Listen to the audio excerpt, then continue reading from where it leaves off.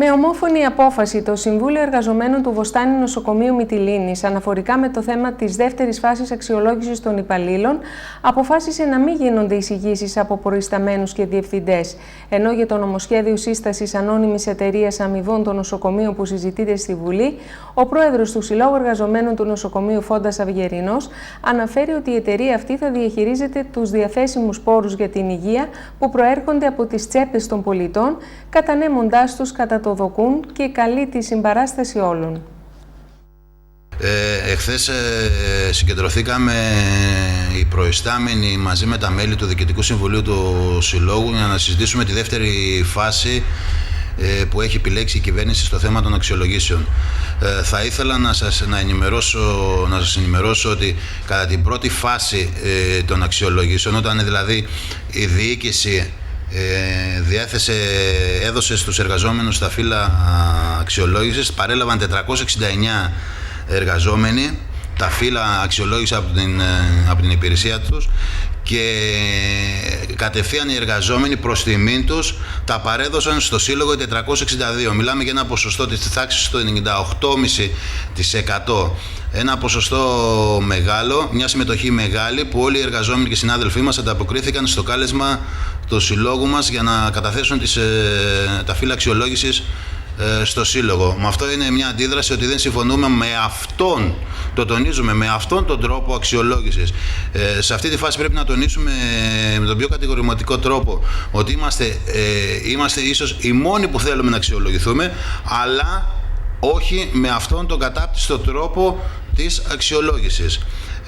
Εχθές, συνέχεια της αξιολόγησης, εχθές συζητήσαμε μαζί στο κάλεσμά μας. Καλέσαμε όλους τους προϊστάμενους και διευθυντές του νοσοκομείου για να δούμε τι μπορούμε να κάνουμε για τη δεύτερη φάση της αξιολόγησης που έχει επιλέξει η κυβέρνηση, τα φύλλα εισηγήσεων που έχει αρχίσει να διαθέσει στους προϊστάμενους και διευθυντές.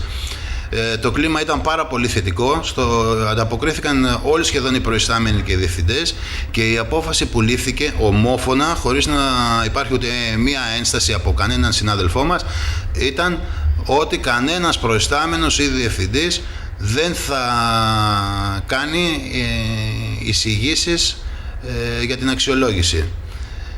Με την ευκαιρία που μας δίνεται πρέπει να τονίσουμε για μια ακόμα φορά ότι είμαστε υπέρ της αξιολόγησης, αλλά όχι με αυτόν τον τρόπο, όχι με αυτόν τον κατάπτυστο τρόπο των ποσοστώσεων και λοιπόν.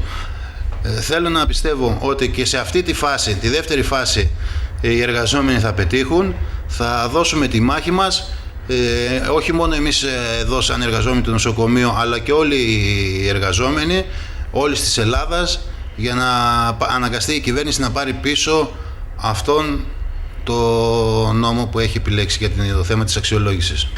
Όπως ξέρετε, αυτές τις ημέρες συζητείται στη Βουλή το νομοσχέδιο για τη σύσταση ανώνυμης εταιρείας αμοιβών του νοσοκομείου. Τι είναι αυτό και τι θα σημαίνει για τον απλό λαό. Είναι μια εταιρεία, η σύσταση ανώνυμης εταιρείας αμοιβών νοσοκομείου είναι μια εταιρεία η οποία θα διαχειρίζεται τους διαθέσιμους πόρους για την υγεία, κρατική χρηματοδότηση, ασφαλιστικά ταμεία, χρήματα που προέρχονται από τις τσέπες δηλαδή των πολιτών, και θα τους κατανέμει κατά το δοκούν στα ιδιωτικά και δημόσια νοσοκομεία. Η εταιρεία αυτή θα είναι με μετοχικό κεφάλαιο και δυνατότητα μεταβίβασης των μετοχών στους ιδιωτικούς επιχειρηματικούς ομίλους της υγείας. Τι σημαίνει με λίγα λόγια αυτό? Ότι η κυβέρνηση επέλεξε τον πιο αισχρό τρόπο για να παρέχει υγεία στους πολίτες. Με λίγα λόγια, θέλει να κάνει τα νοσοκομεία ανώνυμες εταιρείες, με λίγα λόγια δέκο, με σκοπό το κέρδος και όχι να έχουν σκοπό την υγεία του λαού. Εμείς σαν Σωματείο Εργαζομένων θα αντισταθούμε σε αυτή την εξέλιξη, θα το παλέψουμε. Εμείς σαν πρωταρχικό μας στόχο θέτουμε τη δημόσια και δωρεάν υγεία.